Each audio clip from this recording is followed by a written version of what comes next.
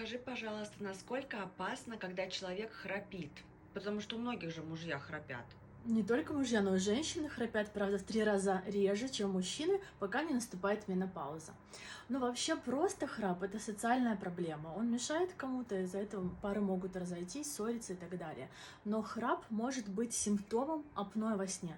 То есть человек сначала храпит, а потом в какой-то момент перестает вообще дышать. И вот эта вот остановка, она опасна тем, что в этот момент снижается кислород, мозг испытывает стресс, кислородное голодание, и в этот момент может случиться что? Инсульт, ну, либо инфаркт.